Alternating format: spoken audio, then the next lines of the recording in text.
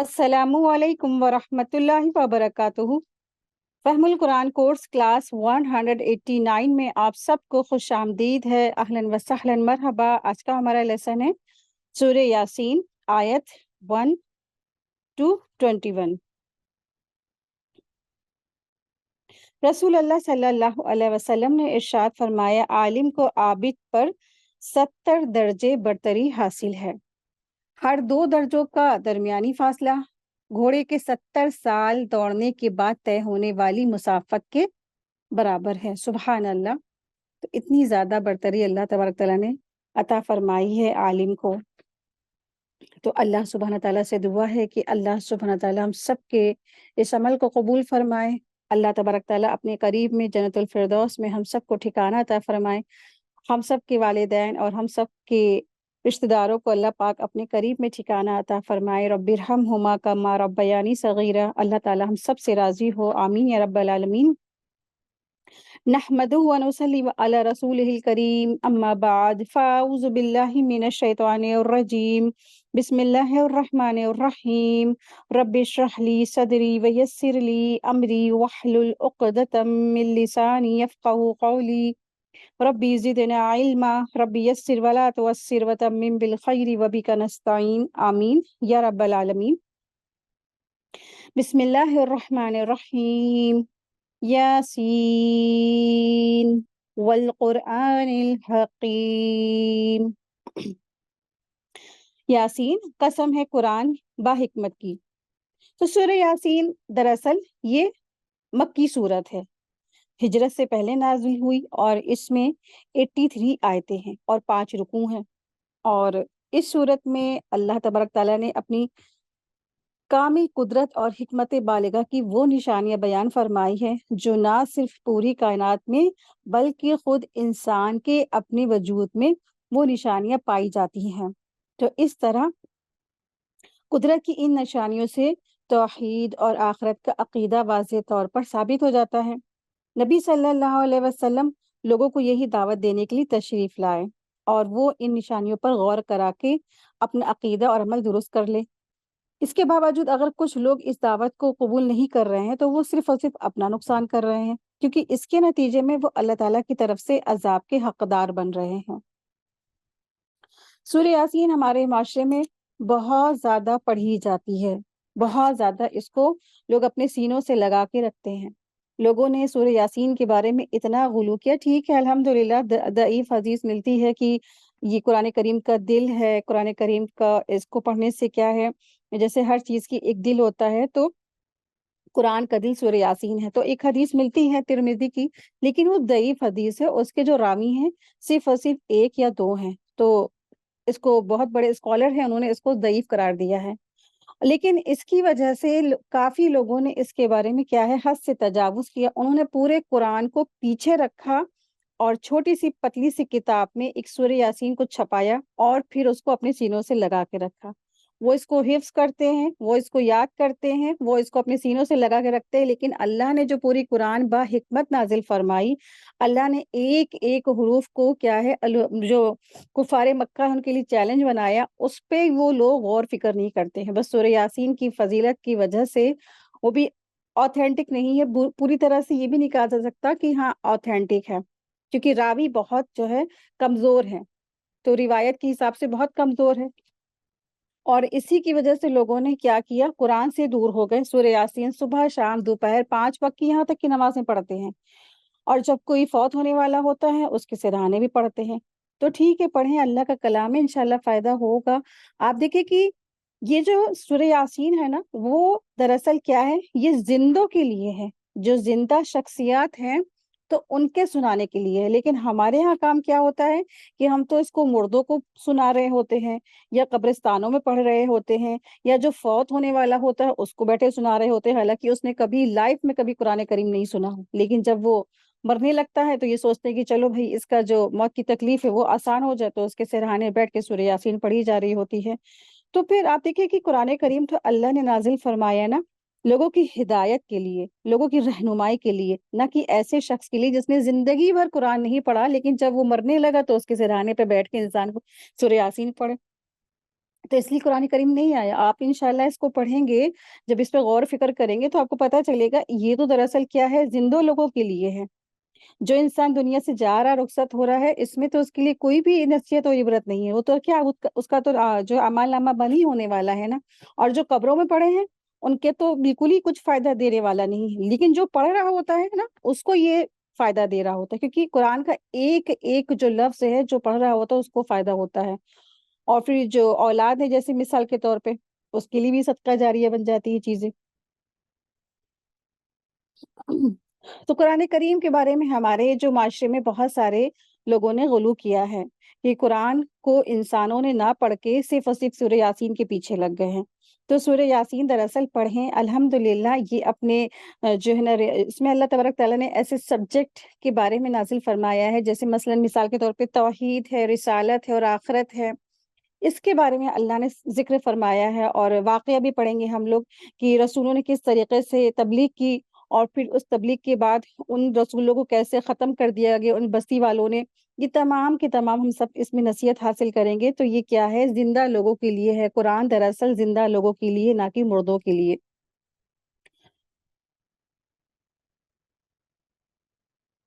آیت دیکھیں، آیت نمبر 1 ہے یاسین. تو یہ حروف مقطعات ہیں.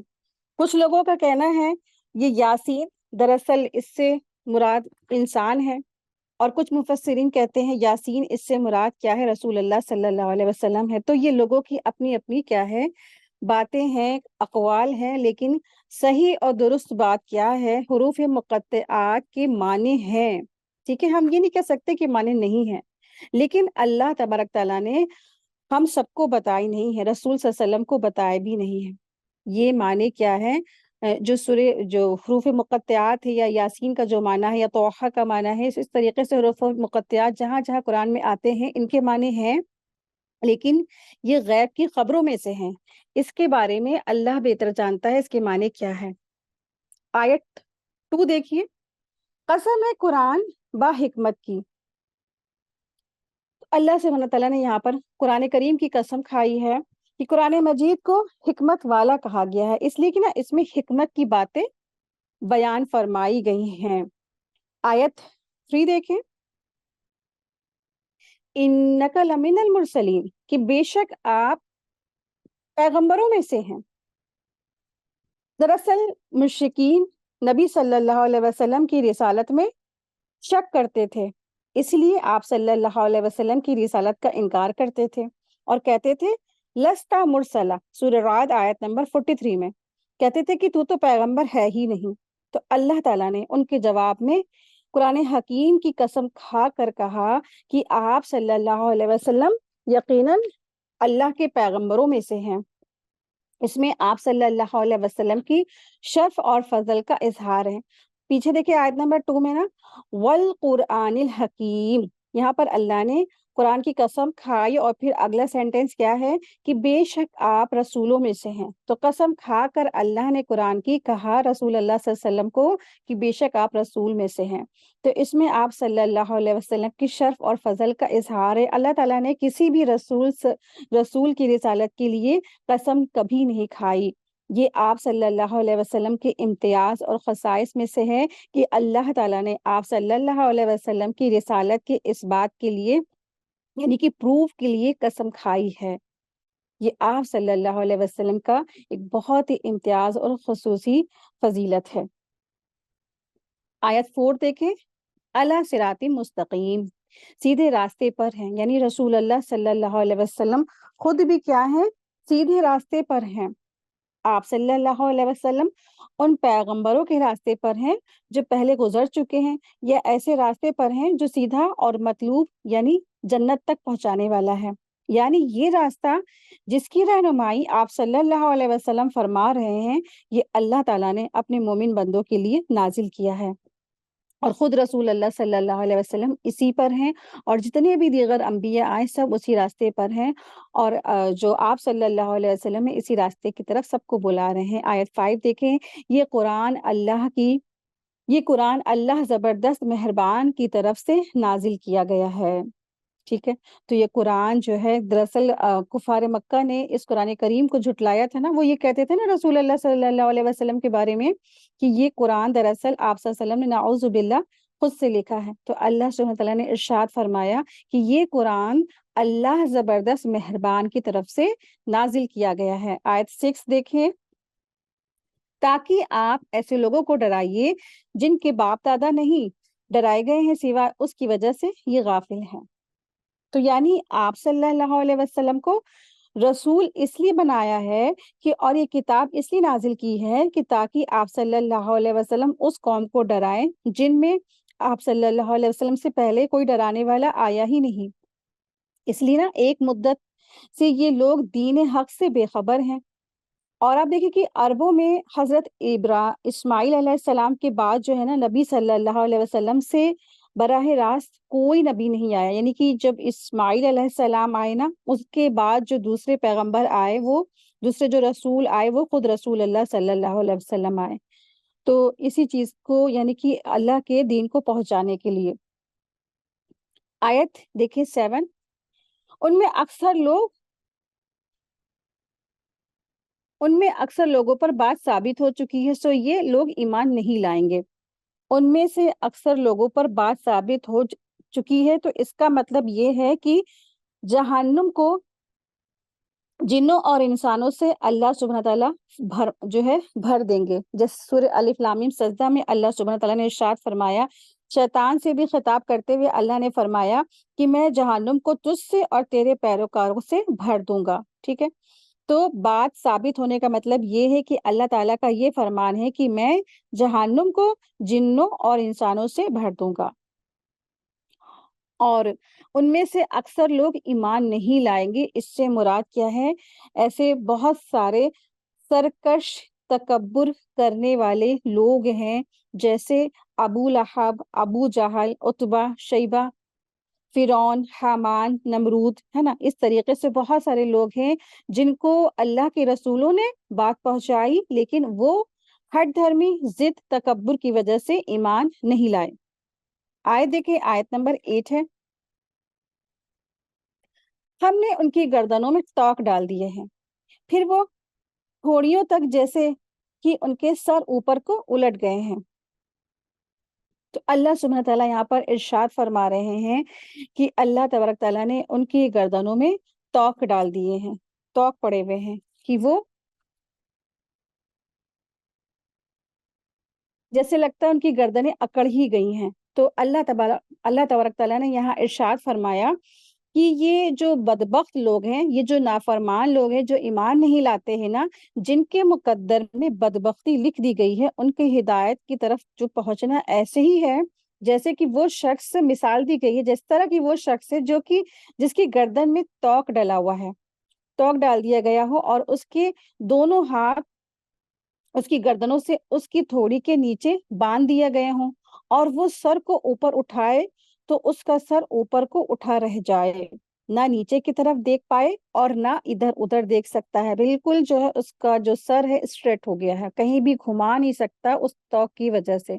تو جس طرح ایسے لوگ نیچے کی طرف دیکھ کر بھی راہ راست پر نہیں چل سکتے، اسی طرح مشرکین مکہ بھی اللہ کی ہدایت سے لاکھوں کوسوں دور ہے، وہ کبھی بھی حق کی طرف مائل نہیں ہو سکتے ہیں.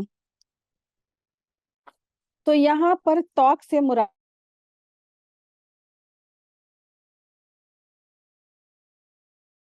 ٹھیک ہے. تو جو توق ہے دراصل ضد ہٹ دھرمی اور تکبر کی علامت ہے، اس وجہ سے کہ وہ حق سامنے آیا اس کو نہ دیکھتے ہیں، نہ ایکسپٹ کرتے ہیں، نہ ہی سنتے ہیں. آیت دیکھیں، آیت نمبر 9 ہے، اور ہم نے ایک آڑ ان کے سامنے کر دی ہے اور ایک آڑ ان کے پیچھے کر دی ہے، جس سے ہم نے ان کو ڈھانک دیا ہے سو وہ نہیں دیکھ سکتے ہیں. یعنی دنیا کی زندگی ان کے لیے مزین کرتی خوبصورت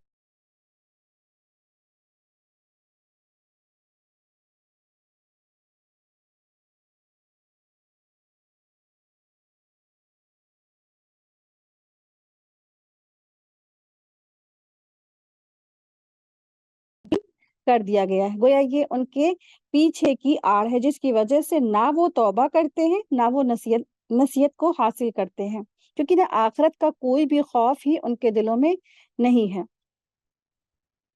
सिर्फ़ और सिर्फ़ दुनिया के पीछे दिल लगाए बैठे हैं, और उनका मकसद और उनकी जो गोल है, वो जो इनकी ख्वाहिशात है, सब कुछ क्या है? दुनिया है।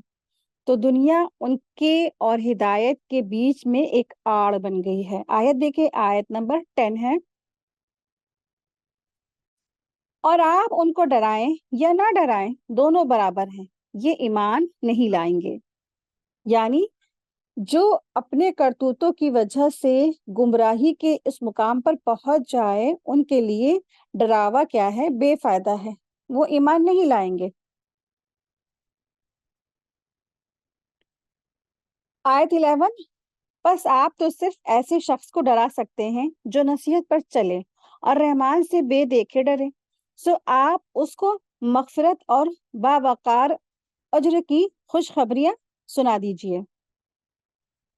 तो अल्लाह सुब्हानहू तआला इरशाद फरमा रहे हैं कि आप तो सिर्फ ऐसे शख्स को डरा सकते हैं जो क्या है? जो खुद अल्लाह से डरने वाला है, ठीक है? तो जो मोमिन होते हैं, तो अल्लाह से वो डरने वाले होते हैं। वो अल्लाह के अज़ाब से हमेशा डरते हैं, और नेक अमल करने के बावजूद वो डरते हैं, और इस बात से भी डरता है कि कहीं ऐसा ना हो कि इस अमाल जो हमारे अमाल है, ये कहीं अल्लाह की बारगाह में रिजेक्ट ना हो जाए, और कि वो उसकी वजह से कि कहीं ऐसा ना हो कि हमने ये जो सदका खैरात किया है, हमने जो ये इबादत की है, कहीं अल्लाह ताला की यहाँ जो है ये सारे के सारे अमाल हमारे रिजेक्ट ना हो जाए। मोमिन के अंदर ईमान और खौफ दोनों होते हैं, जबकि मुनाफिक बद अमल भी हो जाता है और बेखौफ भी हो जाता है। जब इंसान अल्लाह का खौफ इख्तियार करता है ना, तो अल्लाह ताला की रहमत पाता है, और गायबाना तौर पर डरने वाले को अर्श का साया भी नसीब होगा। नबी सल्लल्लाहु अलैहि वसल्लम ने इरशाद फरमाया, 7 आदमी ऐसे हैं जिन्हें क़यामत के दिन अल्लाह ताला के अर्श के साए में जगह दी जाएगी, जबकि उसके अर्श के साए के सिवा उस दिन कोई साया नहीं होगा। उनमें से एक वो शख्स है जिसको किसी बुलंद मर्तबा वाली खूबसूरत औरत ने अपनी तरफ बुलाया, और उसने जवाब दिया कि मैं अल्लाह से डरता हूँ। तो ये है अल्लाह से गायबाना तौर पर डरने वाले, जिनके लिए यहाँ पर बख्शिश का वायदा है, ठीक है? तो अल्लाह से जो डरने वाले होते हैं, तो वो अकेले में भी अल्लाह से डरते हैं, महफिल में भी अल्लाह से डरते हैं, और वो दुनिया में कहीं भी चले जाएं, वो अल्लाह से डरने वाले होते हैं। नेकियां करके भी वो अल्लाह से डर रहे होते हैं, कभी भी तकब्बुर में और गलत फहमियों में मुब्तला नहीं होते हैं वो। आयत देखें, आयत नंबर है 12, बेशक हम मुर्दों को जिंदा करेंगे, और हम लिखते जाते हैं वो आमाल भी जिनको लोग आगे भेजते हैं, और उनके वो आमाल भी जिनको पीछे छोड़ जाते हैं, और हमने हर चीज को एक वाज़ेह किताब में ज़ब्त कर रखा है। तो अल्लाह सुब्हाना ताला इरशाद फरमा रहे हैं यहाँ पर कि बेशक हम मुर्दों को जिंदा करेंगे। तो अल्लाह सुब्हाना ताला क़यामत के दिन सारे के सारे मुर्दों को जिंदा करेंगे। सारे के सारे जितने भी जो फौत शुदा लोग हैं, सबको अल्लाह सुब्हाना ताला उठा करके खड़ा कर देंगे। और यहाँ पर एक तरह से ये भी है कि जो काफिर होता है, उसका दिल क्या होता है? मुर्दा होता है, और जब अल्लाह ताला की हिदायत पहुंचती तो फिर वो क्या होता है? जिंदा हो जाता है, उसका दिल जिंदा हो जाता है, ठीक है? तो अल्लाह सुब्हानहू तआला की वही इलाही के जरिए एक मुर्दा दिल भी क्या होता है? जिंदा करता है, जिंदा होता है। तो बेशक अल्लाह सुब्हानहू तआला फरमा रहे हैं कि हम मुर्दों को जिंदा करेंगे। और अल्लाह सुब्हानहू तआला इरशाद फरमा रहे हैं, वनक्तुबु मा कद्दमू व आसारहुम। मा कद्दमू, यहाँ पर देखें कि मा कद्दमू व आसारहुम, कि हम लिखते हैं जाते हैं जो वो अमाल करते हैं, और जो कुछ भी वो लोग करते हैं, अल्लाह सुब्हानहू तआला उसको लिखते जाते हैं, और जिनको लोग आगे भेज देते हैं। तो अल्लाह सुब्हानहू तआला हर एक के अमाल को लिख रहे हैं, और यहाँ पर जो लफ्ज़ आया है मा कद्दमू, और इससे मुराद वो अमाल हैं जो इंसान खुद अपनी ज़िंदगी में करता है, ठीक है? मा कद्दमू से मुराद वो अमाल हैं जो इंसान खुद अपनी ज़िंदगी में करता है, और व आसारहुम, سے مراد وہ اعمال ہے جن کے عملی نمونے اچھے یا برے وہ دنیا میں چھوڑ جاتا ہے. ٹھیک ہے, عملی نمونے میں کیا ہو جائے گا, اس میں وہ اعمال چاہے وہ اچھے ہوں چاہے برے ہوں وہ دنیا میں چھوڑ جاتا ہے, اور اس کے مرنے کے بعد اس کی اتباع میں لوگ وہ اعمال کر رہے ہوتے ہیں. جس طرح حدیث میں بھی ہے کہ جس نے اسلام میں کوئی نیک طریقہ جاری کیا اس کے لیے اس کا اجر ہے, اور اس کا بھی جو اس کے بعد اس پر عمل کرے گا, اور بغیر اس کے کہ ان میں سے کسی کے اجر میں کمی ہو, اور جس نے کوئی برا طریقہ جاری کیا اس پر اس کے اپنے گناہ کا بھی بوجھ ہوگا, اور اس کا بھی جو اس کے بعد اس پر عمل کرے گا بغیر اس کے کہ ان میں سے کسی کے بھی بوجھ میں کمی ہو. صحیح مسلم کی حدیث میں سے ہے. اسی طرح سے ایک اور حدیث میں آتا ہے کہ جب انسان مر جاتا ہے تو اس کے عمل کا سلسلہ کیا ہو جاتا ہے, ختم ہو جاتا ہے, سوائے 3 چیزوں کے. ایک پہلا کیا ہے, علم, جس سے لوگ فائدہ اٹھائیں, یعنی کہ دین کا علم. ٹھیک ہے, دنیاوی ایجوکیشن کی کوئی بات نہیں, دین کا علم ہے, چاہے وہ تجوید ہے, چاہے وہ حدیث کا ہے, چاہے وہ قرآن کا ہے. دین کا کوئی بھی علم دوسروں کو اگر پہنچاتا ہے تو پھر وہ کیا ہے, اس کے لیے صدقہ جاریہ ہو جاتا ہے. دوسرا یہ ہے کہ نیک اولاد, یعنی اس نے اپنے بچے کو دنیاوی تعلیم کے ساتھ ساتھ دین کی تعلیم پر کیا ہے, فوکس کیا ہے.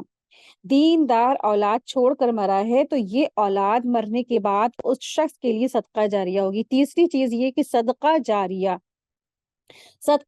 یہ کہ مطلب کہ کسی دین کے کاموں میں اس نے لگایا مال. دیکھیں مال تو سب لوگ بہت خرچ کرتے ہیں, اور شادی وغیرہ میں یا کسی سیلیبریشن میں تو انسان اڑاتا ہے بہت زیادہ گھومنے پھرنے میں, لیکن جب مال خرچ کرا تو مطلب مراد اس سے صدقہ کیا, یعنی کہ دین کی سر بلندی میں اس نے اپنا مال کو خرچ کیا, یا لوگوں کے فائدے کے لیے اس نے کوئی کنواں وغیرہ کھدوا دیا, پانی وغیرہ, نل وغیرہ, ہینڈ پمپ, سمرسیبل.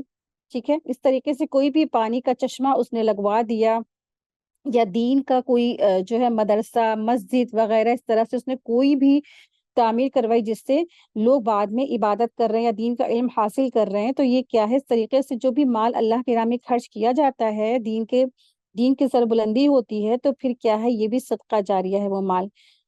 تو اس کے مرنے کے بعد وہ جو مرنے والا شخص ہے ان چیزوں سے فیض یاب ہوتا ہے. اور آثارہم کا دوسرا مطلب یہ بھی ہے کہ نشانات قدم ہے, یعنی انسان نیکی یا بدی کے لیے جو سفر کرتا ہے اور ایک جگہ سے دوسری جگہ جاتا ہے تو قدموں کے یہ نشانات بھی لکھے جاتے ہیں. جیسے عہد رسالت میں مسجد نبی کے قریب کچھ لوگ خالی جو تھے, اور دراصل عہد رسالت یعنی رسول اللہ صلی اللہ علیہ وسلم کے وقت میں مسجد نبوی کے قریب کچھ جگہ دراصل خالی تھی, تو بنو سلمہ نے ادھر منتقل یعنی کہ ادھر آنے کا ارادہ کیا. تو جب نبی صلی اللہ علیہ وسلم کو یہ بات معلوم ہوئی تو آپ صلی اللہ علیہ وسلم نے انہیں مسجد کے قریب منتقل ہونے سے روک دیا.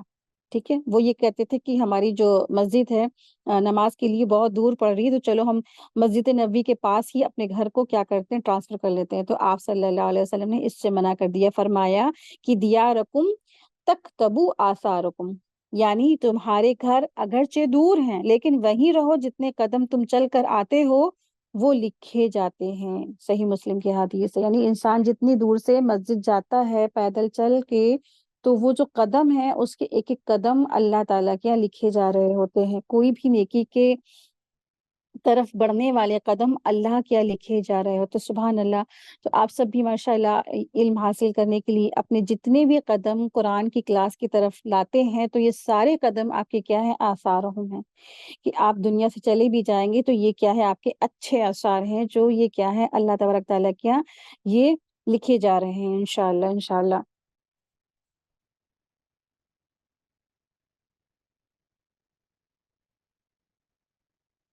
آیت دیکھیے, آیت نمبر ہے 13.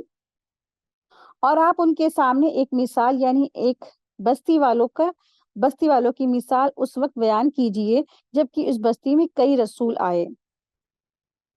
تو آیت نمبر 13 سے آیت نمبر 17 تک ایک بستی والوں کا واقعہ ہے, اور بہت سارے رسول اس بستی کی طرف آئے, اور یہ بستی کی جو ذکر اس لیے اللہ سبحانہ تعالیٰ ارشاد فرما رہے ہیں تاکہ اہل مکہ یہ سمجھ لیں کہ رسول اللہ صلی اللہ علیہ وسلم کوئی انوکھے رسول تو ہے نہیں جو پہلی مرتبہ آئے ہیں، بلکہ رسالت نبوت کا یہ سلسلہ تو بہت پرانے سے چلا آ رہا ہے، پرانے زمانے سے چلا آ رہا ہے۔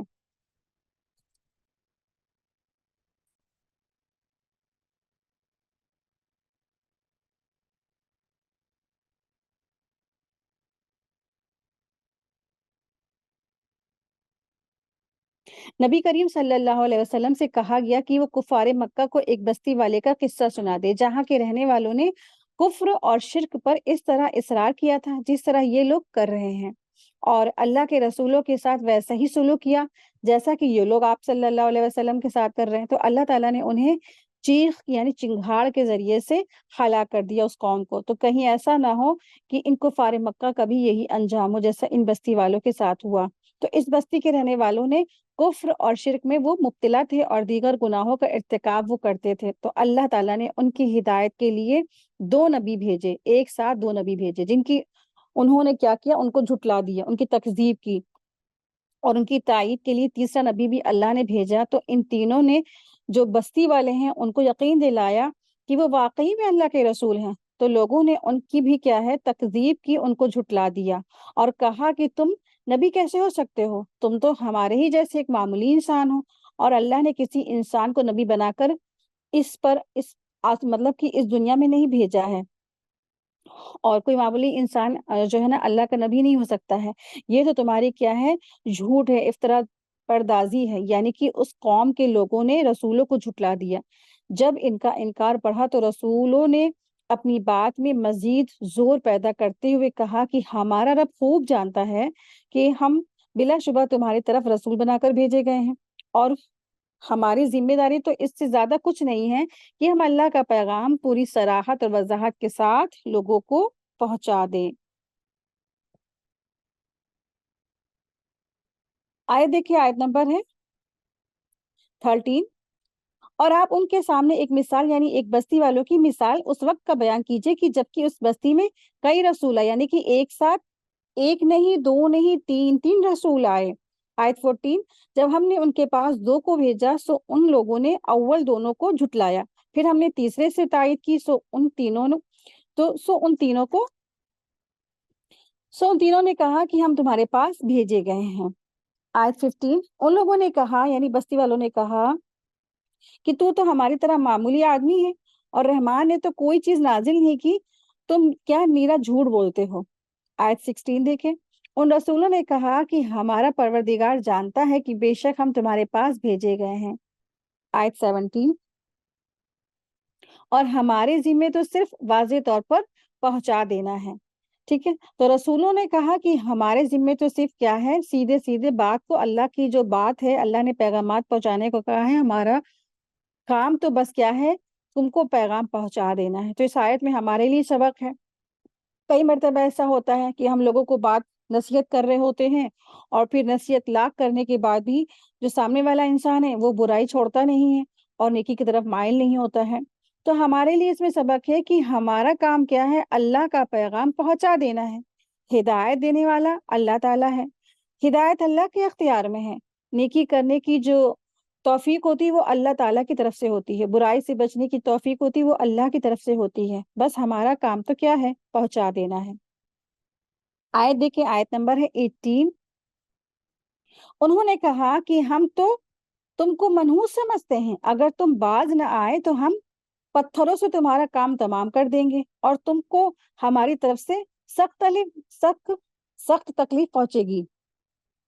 تو ان کی جو قوم کے لوگ تھے، تو انہوں نے اس طریقے سے رسول سے اس طرح سے بدسلوکی کی اور بری باتیں کہیں۔ تو کافروں نے رسولوں کی یہ بات سن کر کہا کہ ہم تو تمہاری آمد کو اپنے لیے کیا سمجھتے ہیں، بدشگنی سمجھ رہے ہیں۔ جب سے تم لوگوں نے اس شہر میں قدم رکھے ہیں، بارش رک گئی ہے، اور وہ رسول کیا ہے، انہیں 10 سال تک تقریباً اللہ تعالیٰ کی دین کی طرف بلاتے رہے، لیکن حق کی طرف مائل ہونے کی بجائے ان کا تکبر اور غرور بڑھتا چلا گیا۔ ایک دن بستی والوں نے رسولوں سے کہا کہ اگر تم اپنی دعوت سے باز نہیں آئے اور اپنی تحریر بند نہ کی تو ہم لوگ تمہیں سنسار کر دیں گے، پتھروں سے مار مار کے تمہیں کیا ختم کر دیں گے۔ تم کو سخت سزا دیں گے۔ تو رسولوں نے کہا کہ تمہاری شامت اور پکڑ تمہارے کفر اور رسولوں کو جھٹلانے کی وجہ سے ہے، اور بارش کا رک جانا اور قحط سالی تمہارے گناہوں کی وجہ سے ہے۔ کیا تم لوگ صرف اس لیے ہمارے وجود سے بدشگنی لے رہے ہو کہ ہم نے تمہیں اللہ تعالیٰ کی طرف بلایا ہے اور اس کی وحدانیت کی دعوت دی ہے؟ حقیقت تو یہ ہے کہ تم لوگ کفر اور نافرمانی میں حد سے گزر گئے ہو۔ تو جو ایسی قوم تھی نا، تو وہ خود رسولوں کو ہی کیا کہنے لگے کہ رسول کیا ہے، وہ نحوس ہے، مطلب کہ بدشگونی لینے لگے وہ رسولوں سے۔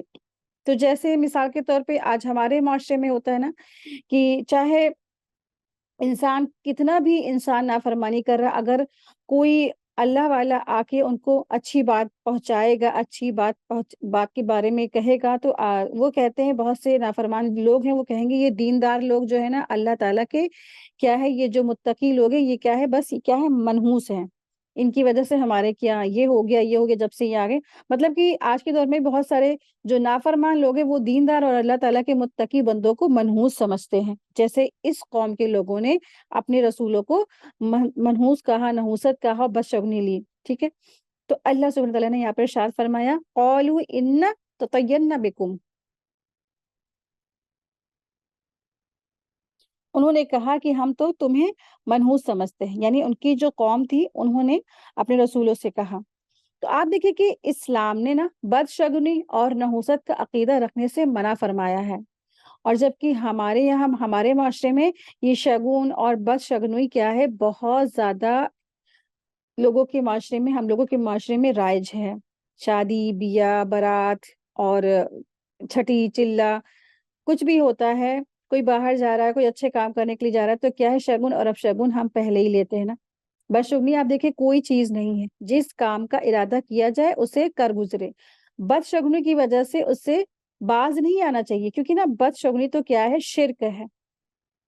اس سلسلے میں بہت ساری بہترین جو احادیث سے رسول صلی اللہ علیہ وسلم ہماری رہنمائی کرتی ہے۔ رسول اللہ صلی اللہ علیہ وسلم نے ارشاد فرمایا، بدشگنی کوئی چیز نہیں ہے۔ بخاری کی حدیث ہے، حدیث نمبر 102 ہے اس کا نمبر، ٹھیک ہے۔ اور پھر اسی طرح سے ایک اور حدیث ملتی ہے کہ رسول اللہ صلی اللہ علیہ وسلم نے ارشاد فرمایا، بدشگنی محض ایک وہم ہے جو تمہارے دل میں گزرتا ہے، یہ وہم تمہیں کسی کام سے نہ روکے۔ مسلم کی حدیث ہے۔ تو ہم سب جس معاشرے میں رہتے ہیں نا، یہاں پر بھی شگن اپشگن کی چیزیں رائج ہیں۔ مثلاً دودھ ابل گیا، یا کوا چھت پر بول گیا، یا ہاتھ میں کھجلی ہو رہی ہے، یا یہ سب کیا ہے، اس طریقے کی جو چیزیں ہوتی، تو انسان اچھی چیزیں سمجھتا ہے کہ ہمارے ساتھ کچھ اچھا ہونے والا ہے، یا ہمیں مال ملنے والا ہے، یا کوئی جو ہے مہمان آنے والا ہے، کچھ اچھی خبر سنائی دے گی، اس طریقے سے اچھی چیزیں لیتے ہیں۔ پھر اس کے برعکس، اس کے اپوزٹ، اگر بلی راستہ کاٹ گئی، یا شیشہ ٹوٹ گیا، یا کوئی چھینک دیا، یا کوئی پیچھے سے ٹوک دیا، یا پھر کسی جو بیوہ عورت ہے اس کی شکل سویرے سویرے دیکھ لیا، تو پھر اس طرح سے کہتے ہیں کہ اب تو ہمارے ساتھ کیا ہے، برا ہونے والا ہے۔ تو اس طریقے سے نہ جانے کتنی ایسی جو شگن اور اپشگن آج ہمارے مسلمان معاشرے میں اسی طرح سے بیماری کی طرف میں لوگ مبتلا ہیں، جبکہ یہ شگن اور اپشگن، اس کو ہماری جو شریعت ہے ریجیکٹ کرتی ہے۔ یہ تو صرف کیا ہے، ہندوؤں کے یہ عقیدے ہیں جو مسلمانوں نے لے لیے ہیں۔ آپ دیکھیں کہ ہندو کس قدر یہ اس طریقے سے ان کیا مانا جاتا ہے نا، مسلمانوں نے بھی ساتھ میں رہ کر کے یہ سب چیزیں سیکھ لی ہیں، حالانکہ ہماری شریعت میں ایسا کچھ بھی نہیں ہے۔ رسول اللہ صلی اللہ علیہ وسلم نے ارشاد فرمایا، بدشگنی تو کیا ہے، محض ایک وہم ہے جو تمہارے دل میں گزرتا ہے، یہ وہم تمہیں کسی کام سے نہ روکے، ٹھیک ہے نا۔ ایک وہم ہے، اس کو جھاڑے، اعوذ باللہ من الشیطان الرجیم پڑھے، اور اپنا جو کام کرنے چل رہے ہیں اسے کر گزرے، بس۔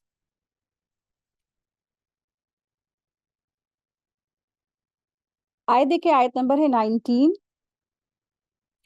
ان رسولوں نے کہا کہ تمہاری نحوست تمہارے ساتھ ہی ہے، کیا اس کو تم نحوست سمجھتے ہو کہ تم کو نصیحت کی جائے، بلکہ تم حد سے نکل جانے والے لوگ ہو۔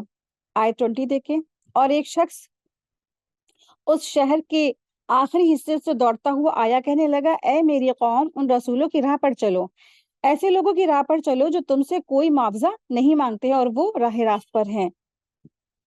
تو اس بستی کے ایک کنارے پر ایک مرد صالح رہتا تھا جس کا نام حبیب بن موسیٰ نجار تھا۔ جب اس نے سنا کہ بستی والے اللہ کے رسولوں کے خلاف قتل کی سازش کر رہے ہیں تو وہ رسولوں اور بستی والوں کے لیے خیر خواہی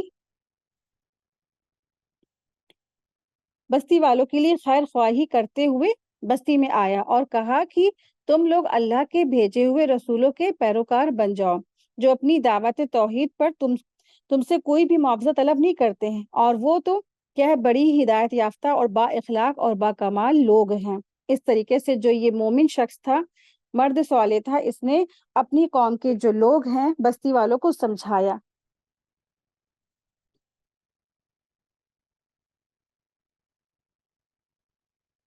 تو الحمدللہ آج کا ہمارا لیسن یہیں پہ مکمل ہوا۔ وآخر دعوانا ان الحمدللہ رب العالمین۔ سبحانک اللہم و بحمدک اشہد ان لا الہ الا انت استغفرک و اتوب الیک۔ السلام علیکم ورحمۃ اللہ وبرکاتہ۔ جزاکم اللہ خیرا کثیر۔